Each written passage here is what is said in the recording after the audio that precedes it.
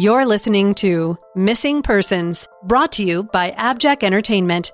Be sure to check out some of the other great true crime podcasts from this network, including The Murder in My Family, DNA ID, Scene of the Crime, 3 Men and a Mystery, Malice, Riddle Me That, All Things Crime, and Zodiac Speaking. All of these podcasts are available for you to binge on right now, wherever you listen to podcasts. Subscribe where you're listening to this podcast so you don't miss an episode. The views and opinions expressed by guests on this podcast do not necessarily represent those of the podcast, its creators, or sponsors. If you would like to discuss a missing persons case on this podcast, please be sure to visit missingpersonspodcast.net. This episode may contain unsettling or disturbing subject matter. Listener discretion is advised.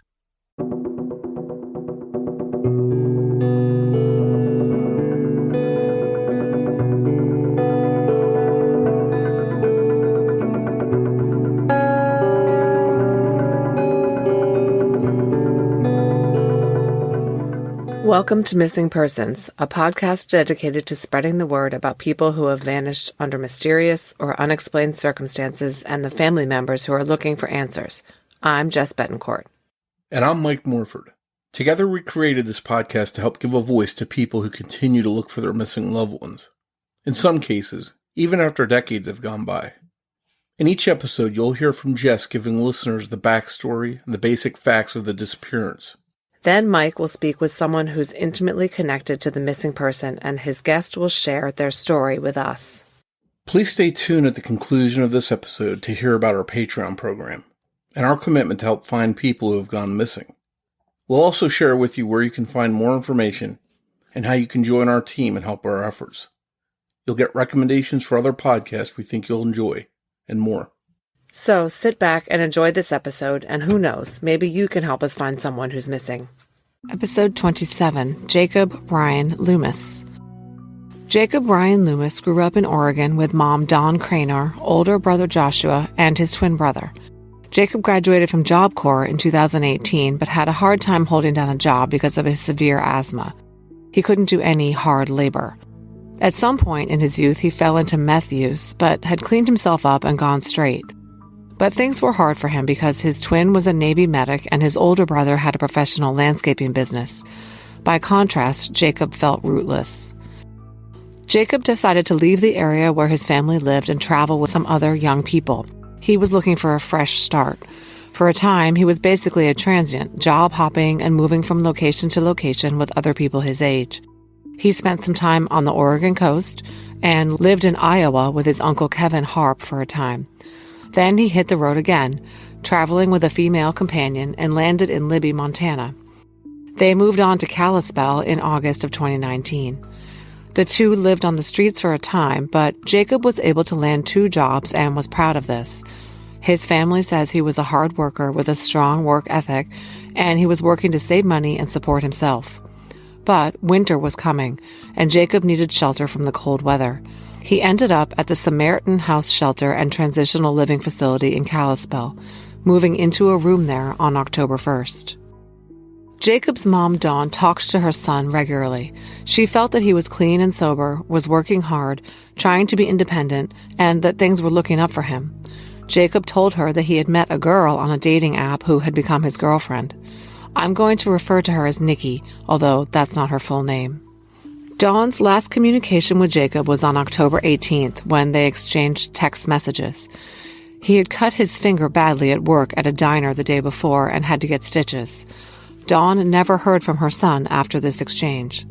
The last sighting of him is believed to be October 19th. Jacob's uncle Kevin was in regular contact with Jacob during his time in Montana. Jacob told him he was excited about his 2 jobs and new girlfriend. But then, after the 18th, Kevin tried to contact Jacob and he couldn't reach him. It was extremely unusual for Jacob to be so out of touch, not responding to messages or popping up on social media, Facebook Messenger, and so on. Meanwhile, a girl whom Jacob had met on the Meet Me dating app was very concerned about him.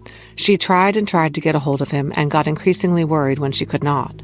She did not know Jacob's family, but was finally able to track down Jacob's older brother Joshua on social media. She alerted him that Jacob seemed to be gone.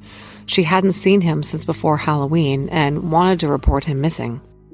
Dawn, who was frantically digging for clues as to Jacob's whereabouts, found out from a friend of Jacob's who was reading through his Facebook page that Nikki and a male friend, Skylar, had invited Jacob on a hunting trip. The two told the story that they had picked Jacob up early in the morning and dropped him off afterwards at a park in town. But the family later saw from Jacob's Facebook messaging that he was still in Kalispell close to noon.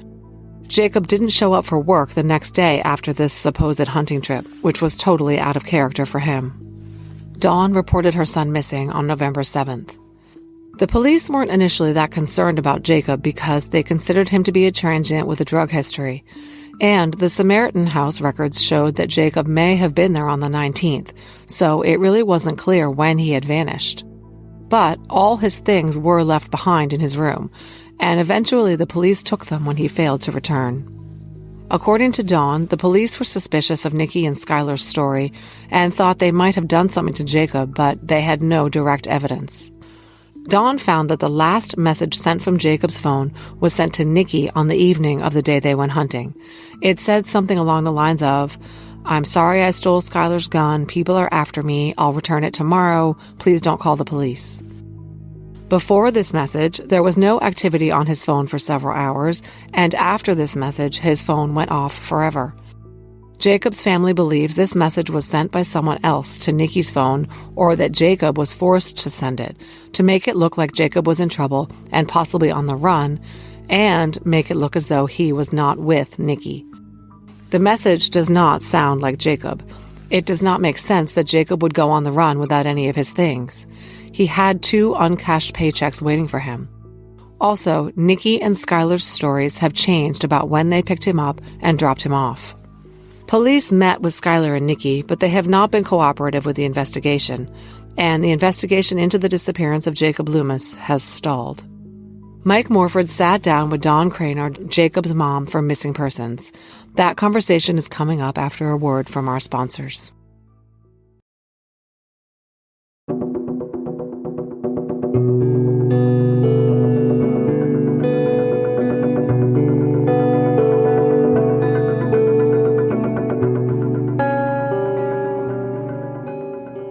Hi, Dawn, and thank you for coming on to discuss your son Jacob's case with us today. Hi, and thank you for featuring our story. It's our pleasure. I hope somehow we can help share that Jacob's case is still unsolved and maybe help you generate some interest in new leads or tips coming in. That would be something that we, is always our goal, and hopefully we can help you do that. If you would, can you start off by telling us a little bit about Jacob? Sure. He is the oldest of twins and grew up in Southern Oregon with his brothers. He had graduated from Job Corps here locally, and just due to different circumstances and health conditions, he was having trouble finding work. Although through the Job Corps, he graduated. He had gone through there to get his GED and was working at a local Home Depot and had 2 severe asthma attacks that sent him to the hospital. And so it became evident that he could not do like really super hard labor. And just with the job industry here, it was pretty hard for him to find work. So he was living with me for a short amount of time, 6 months.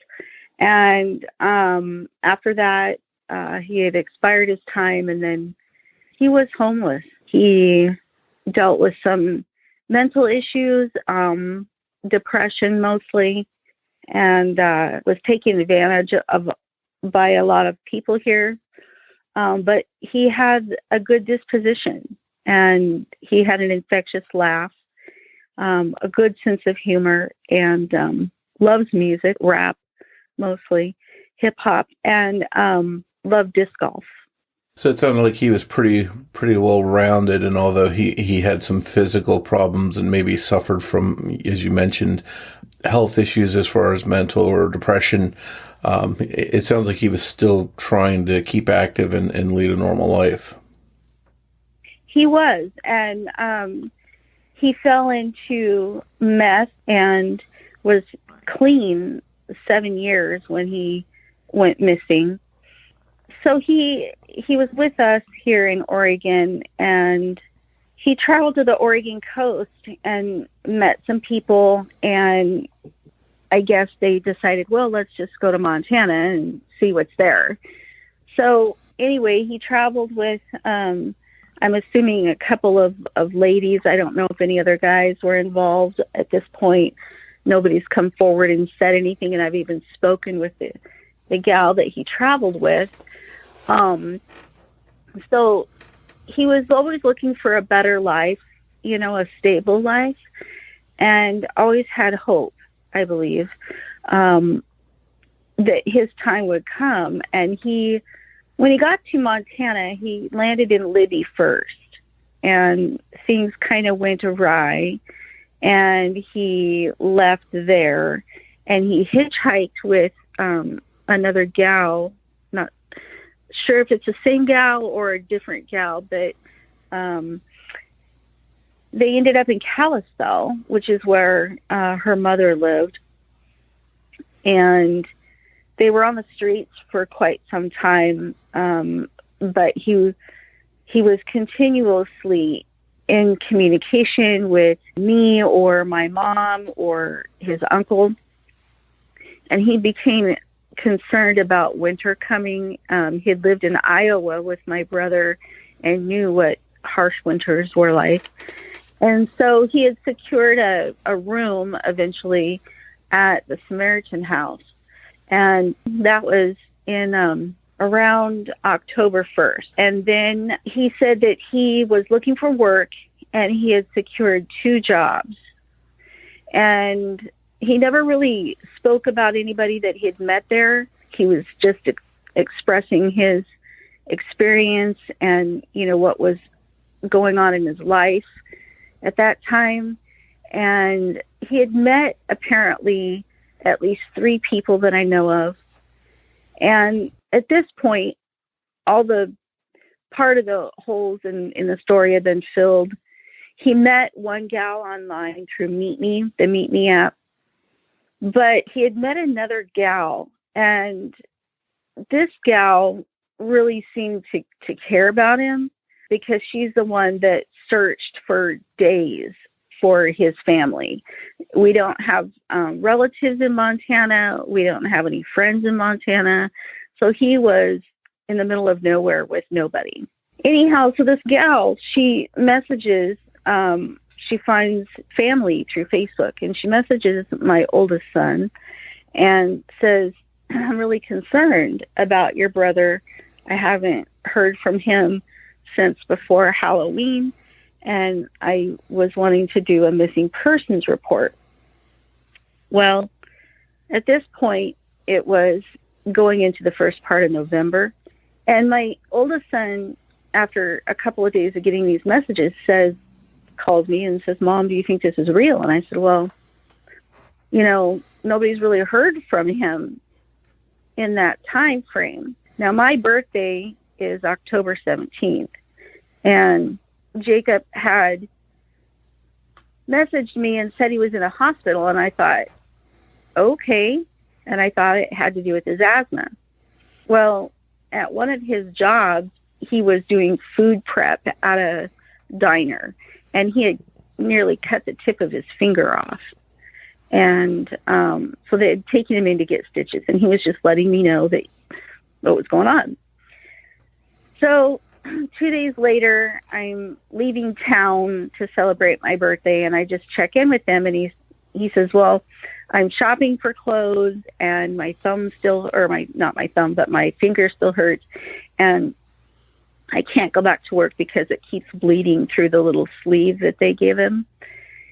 And so I thought, okay, we'll be well. And then that was it. That was the end of the conversation. That was the end of any communication with me. And then his uncle, my brother that he lived with in Iowa, who is now here in Oregon, he hadn't heard from him either. And so we thought, well, maybe there's some legitimacy to this. So I called Kalispell Police Department and registered him as a missing person. And of course, they didn't know him there, and he was unable to pull himself away from, the social group with, people that have drug habits and things. So they only knew him as a transient and assumed that he was still doing meth or back into it because of the people he was around.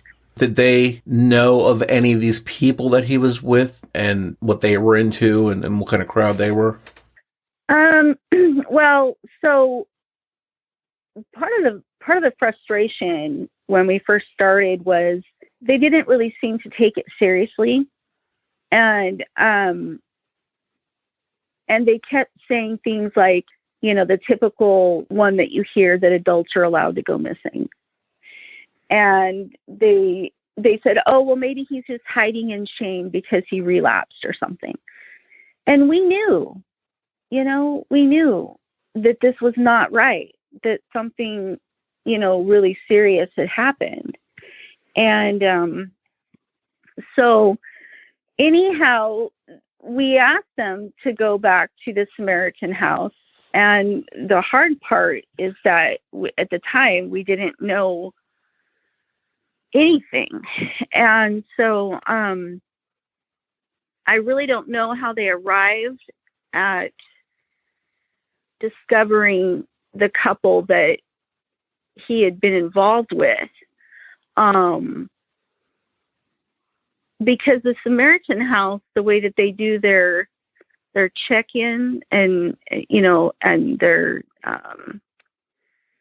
head count at the end of the day was a little wishy-washy. And so because he had all of his possessions next to his bed, they just assumed that he was there. But no one, it turned out, had really seen the whites of his eyes. So then we had a determination of, okay, well, we know about this particular date, and he was certainly here on the 18th, or left on the morning of the 19th, but nobody can confirm for sure that he was there on the 19th. So how they determined who he was with, that has never been really answered.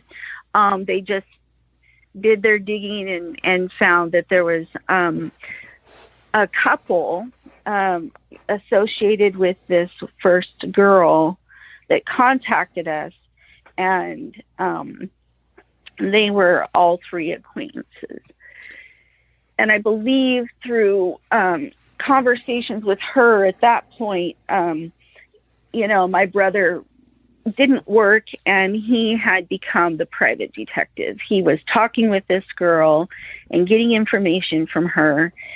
And based on what he found, I believe, is maybe that's how it happened. So I'm trying to think back because it's been a year and a half now. So I believe that's maybe how they found out about it. So my brother was talking to the first girl and she gave names, and that's how they discovered it. So you talked to him around your birthday, and then there possibly, it's not 100% confirmed, but possibly he was there at this place he was staying on the 18th.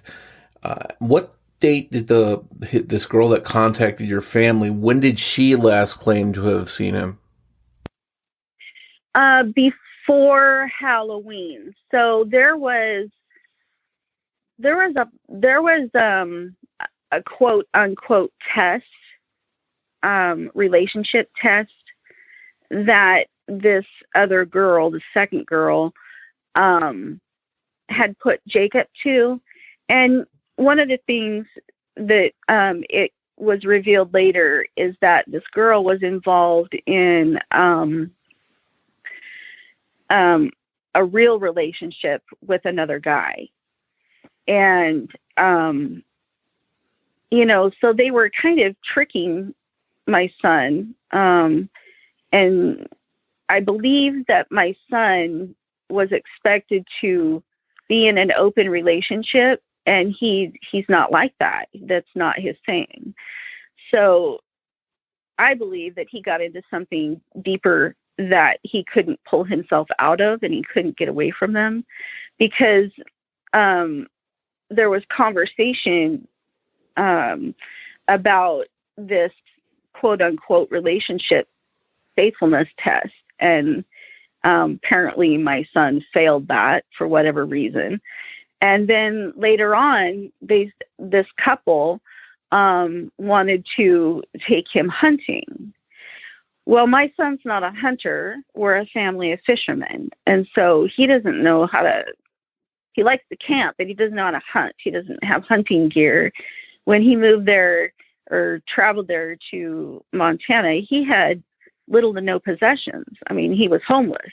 He had his ID and enough to probably fit in a duffel bag, and that was it. I assume when you're going hunting in Montana in the fall, early winter, you need some kind of warm clothes. You need boots. You need a gun. I assume he was hunting with a gun, supposedly. Any indication of where he would have gotten that, or if they even checked to see if any of that stuff was, if he was able to get any of that stuff to verify the story? So the guy who kind of quote unquote befriended my son, he's a hunter. And so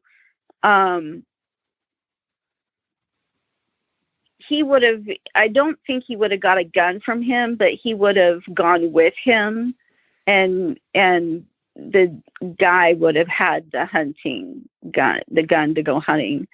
The guy was much larger, much heavier than my son. So I doubt that any of his clothes or boots would have fit for weather. So Jacob took some selfies that later on another gal provided to me. And he had a good winter jacket, like a raincoat. He wore a hoodie to keep warm. And he always had a backpack with him. And so no real winter clothes, no boots, nothing like that. So you hear all this stuff. You're getting these little pieces of information. Obviously, you're not in that state. It must have been a helpless feeling to know that all this stuff that's going on is going on in another state where you're not at. Did it feel kind of helpless for you at that point? Oh, absolutely. Because like I stated before, Jacob never really spoke about names of people that he'd met. He spoke about, getting this job at a diner, and he enjoyed that kind of atmosphere, of I call it servanthood, because, when you're working in fast food or you're working in a restaurant, you're serving the community. And anyhow, he had spoke about her and how he liked the people that he worked with there. And so it was just horrific. I mean, we had no one. And I felt like it was just an uphill battle to get the police to even believe that he was a cared for person just by the way that they were reacting. Homeless people, they are somebody's child, they're somebody's brother, they're somebody's uncle, they're somebody's, they have family, and they don't just always disappear. I mean, people and adults have issues, and yes, they're homeless for different reasons and whatnot, but that doesn't mean that they don't have somebody out there that cares for them. And I think the biggest frustration I had was that the realization that came that they really didn't know my son. and the helplessness in trying to get them to understand a bit of who my son was about and what kind of person he was. So I spoke to, just trying to get a grasp on everything. I spoke to a volunteer at the Samaritan House who had daily contact with my son. And I said, based on your interaction with him, do you feel that he had relapsed into meth? And she had a good think about it, and she said no, because people that are, in the midst of their drug habits and pursuing that don't have an interest in even looking for work. And Jacob had secured not only one, but 2 jobs. And he was in their office daily, making sure that he was good to have a bed for the next month. He was talking about saving his money and looking into applying for programming for housing assistance for rent and all of that. He mentioned in one conversation about an organization that helps with first and last month's rent. So I believe that he was really hopeful to have a good stay somewhere and to find good, healthy friends. But of course, that did not happen.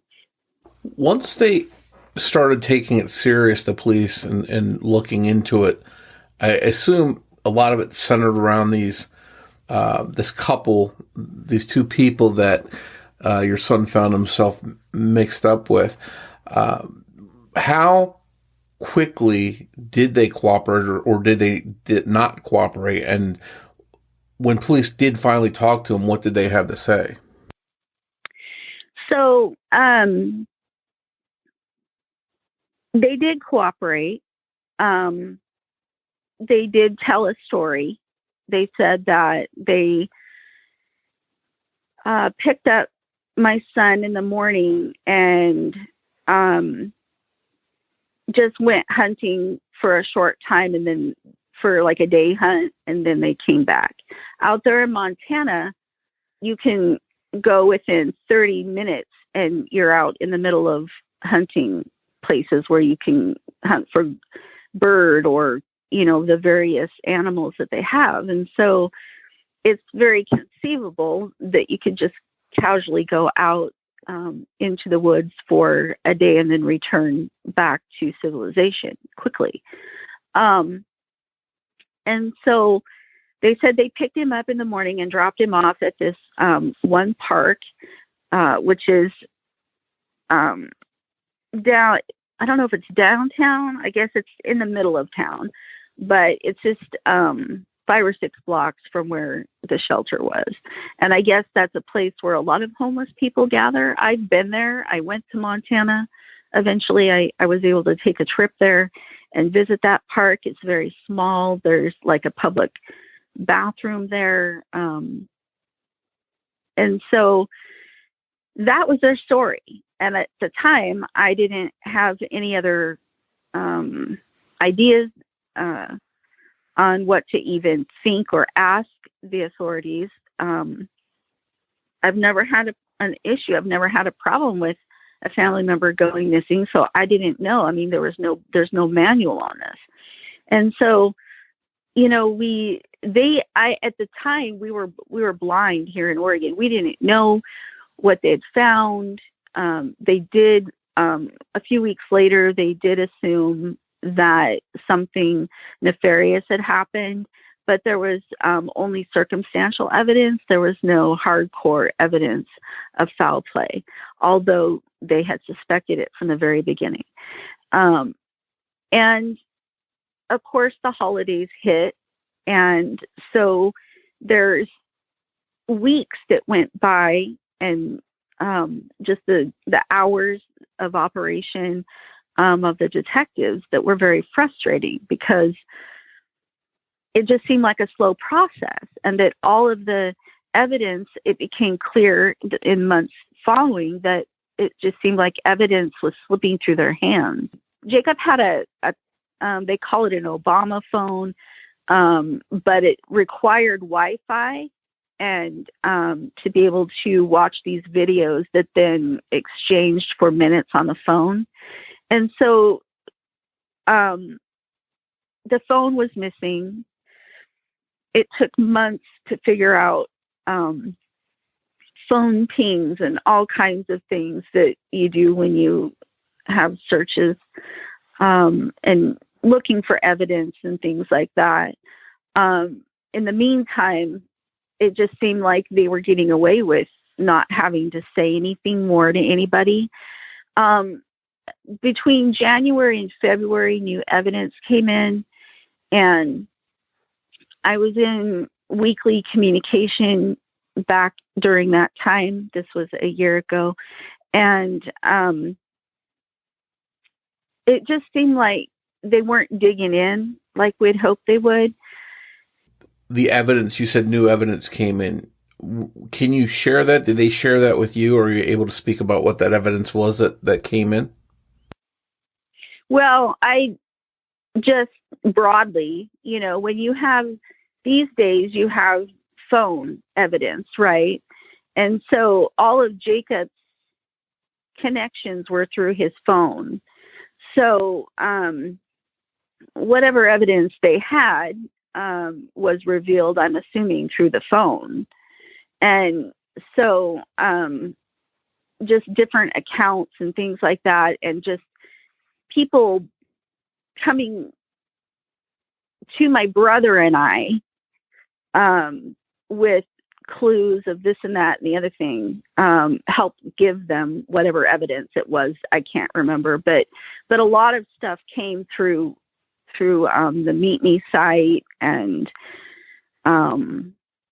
evidence. The pieces for them fell together on how he met these people, and but they still didn't have back then a lot of clues that fit in where these blank spots were, and that's what they were trying to fill in.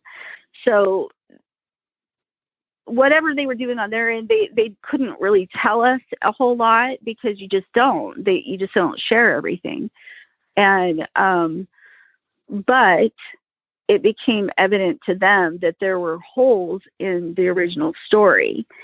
Well, one huge piece of evidence was another girl that he was talking to had been watching his Facebook page, I guess, and there had been nothing. She went to Kalispell to look for him, and there was no evidence of him anywhere around. And so she messaged me. She found me, and she messaged me, and she sent me snapshots of their last conversation. And that last conversation had timestamps.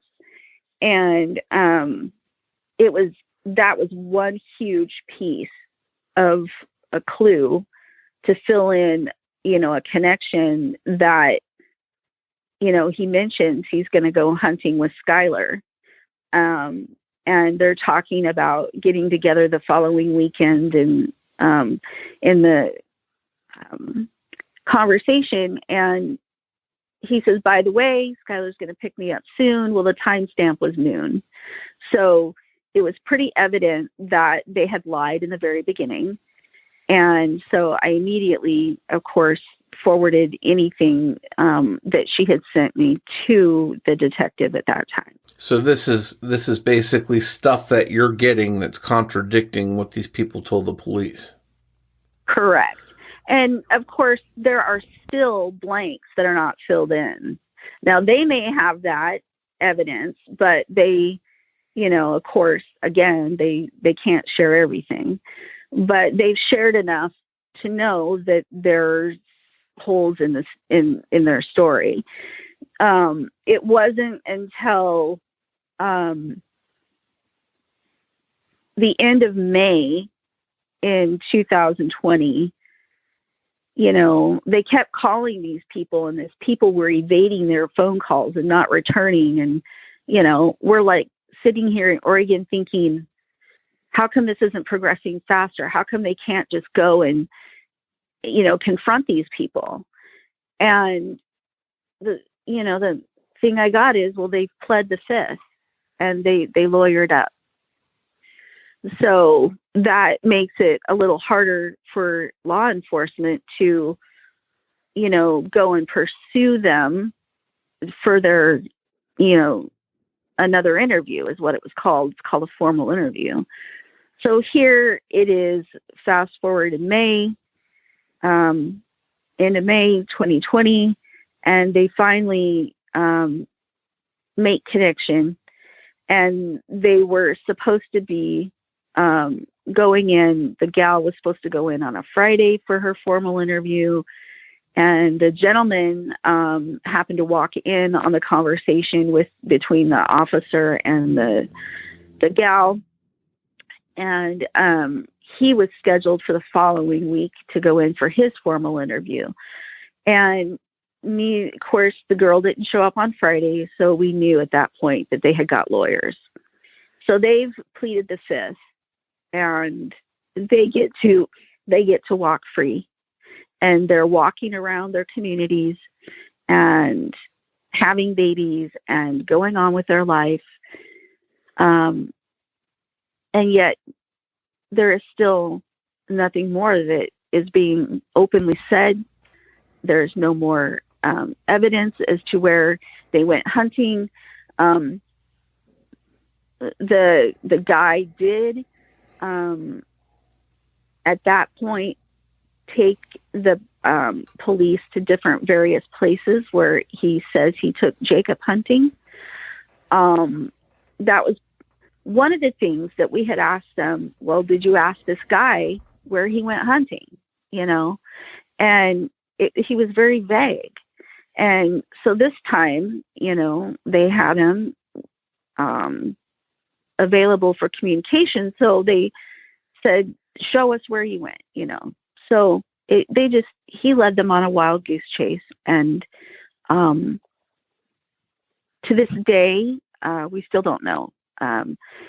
His grandmother owns several properties out in the Kalispell area. And there's a lot of trees and, different rural areas. But they don't have enough concrete evidence for a strong enough warrant to even go search those properties. The guy lives on his grandmother's property, and there's all kinds of no trespassing signs. And, I'm just going to shift here for a second and say that when I went to Montana, I learned so much more about this couple. Their names are Skylar and Nikki. You can erase those if you need to, but it's out there. It's public knowledge. Skylar has family that works in the civil law, and so that complicates things for us. We are not. We just don't have anybody in our family that works in the legal system. So, we're having to find out all these little things, what can and can't be done. And it's been rough. And it's even harder, like you said, because we don't live there. If I lived in the area, then I would have been in the police department, daily, if not weekly, to find out what's going on. But living in Oregon, it's not easy to travel. And especially when COVID hit, Yeah. And that distance is often a hurdle for families that aren't in the area where something like this happens. So it sounds like to date, the people that might have the most information are just not being fully cooperative and not sharing everything they might know, which is sort of delaying any kind of answers for your family. Correct. And the support is huge. we have a Saving Jacob Loomis Facebook page, and it has grown to almost 900 followers. And so a lot of those people are either in a different state, because Jacob, when he went to Job Corps, of course, made connections from, young adults that came from other places. And so, but a lot of the supporters are from Montana, and they live there. They know, they have connections, Kalispell, where he went missing, is about the same size as Roseburg, which is where I live, and it's like 200,000 almost. And it's spread out. It's just huge. The actual city limits is compact, but you get out to the what you would think is suburbia is actually country. You just 20 minutes outside of any direction and you're in the country. So yeah, it's a big, wide open rural area, many parts of Montana. So I think even if it's considered a big city, it's still a lot of rural areas in those kind of places. Yeah. Have there been any kind of organized searches done by the police or by your family or by anyone to see if they could find any signs of Jacob out there? So in the beginning, it was winter. It was tricky. They couldn't go out and to a lot of places. They did go search, when clues come in, and when it first hit the news, that's the other thing too, is it hit the news and we didn't even know about it. I ended up having a message on my phone, a voicemail from the detective, the same day that it hit the news. KPAX News had done a blurb about him. And, my brother messages me and says, "Hey, Jake's all over the news. What's going on?" And I'm like, "Well, I don't know." So anyway, clues were coming in, people were calling in, and he had to follow them all. So he at one point went out and did a search in 3 feet of snow. And they've taken the dogs out at least once that I know of. But again, they really didn't have any clue where to search, because these people in the beginning did not really disclose any areas where they could have gone. It's like a needle in a haystack, I imagine. Oh, absolutely. And so there's more to come. I know they're making plans to do something come this summer. But, the weather there is cold for longer than it is, being in the northern part of the country. And so you have just a very few months where the window is the weather's clear, and it's good conditions for types of searches. And so they did what they could, given the weather that they were dealing with. And but again, it's just been against us. Where does the case stand now, and what do you hope can be done or will be done moving forward? Well, we're kind of at a standstill. Evidence kind of dries up. We still have not gotten answers, and I don't know how we're going to get them. We can't get those people back in for interviews. So it's, I think they have all that they have for circumstantial evidence. Unless my son's body is found, or unless he shows up from wherever he's at, the case really isn't moving any more forward. Now, the people that are connected to my brother and I, every once in a while they message us and say, oh, they've heard this or they've heard that, but there really isn't anything new at this point. It's got to be a frustrating feeling having a missing loved one that's, again, in another area. You're not close by. You can only do so much, and then the case isn't really progressing. Hopefully, if there's anyone listening in that area of Montana, they'll share Jacob's story on Facebook or Twitter or whatever social media they use and get the word out that he's still missing and that your family is looking for answers.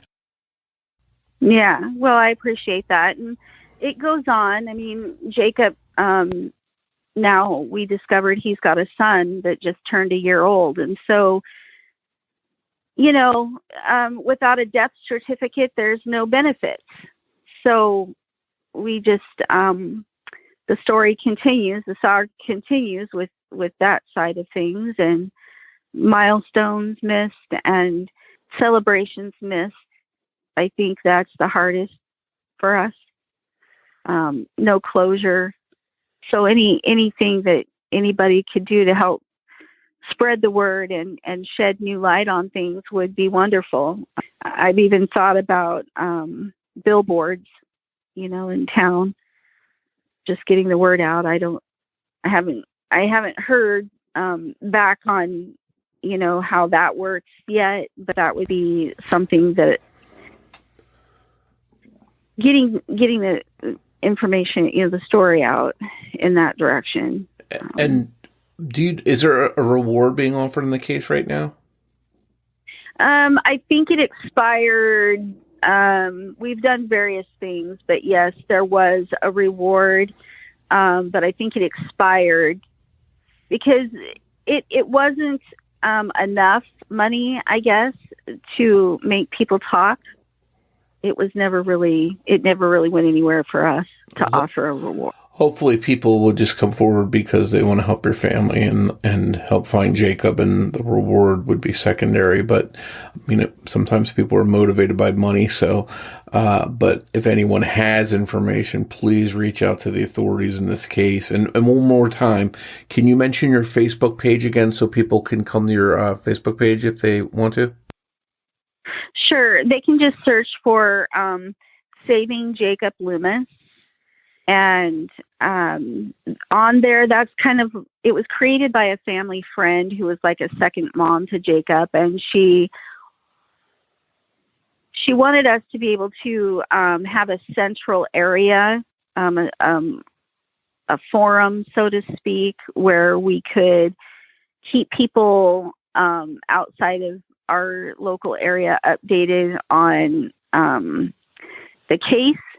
And it's become a little bit more than that. Every once in a while I get on there and I'll share a video, or we've done fundraisers through the page. We also have a GoFundMe, which is entitled Hope for the Lost. But if anybody goes to the GoFundMe main page and just searches for Jacob Loomis missing, then he comes up in their feed. That's the easiest. If they go to kpax.com, Missing Oregon Man, they can. My brother and I have done 2 interviews through them, and they can watch those videos there.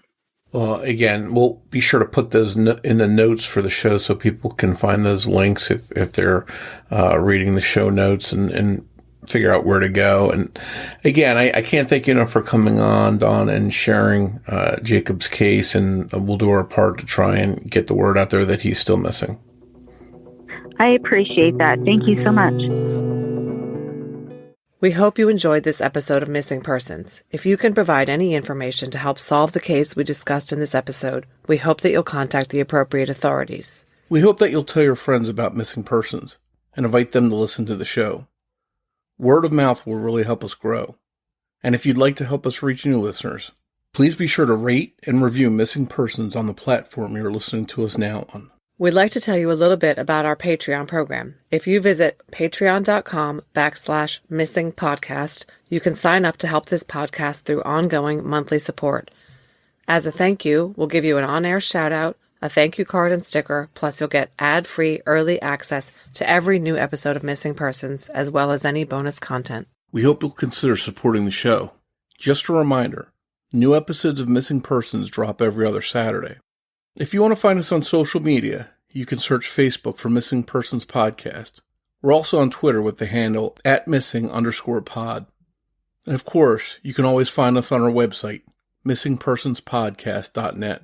On behalf of Jess Betancourt, this is Mike Morford, saying thanks, and we'll see you next time on Missing Persons. Missing Persons is produced under the name AbJack Entertainment by Mike Morford and Jessica Betancourt. It's hosted by Mike Morford and Jessica Betancourt, with writing and research by Jessica Betancourt and editing by Mike Morford. Be sure to listen every other Saturday for an all-new episode of Missing Persons.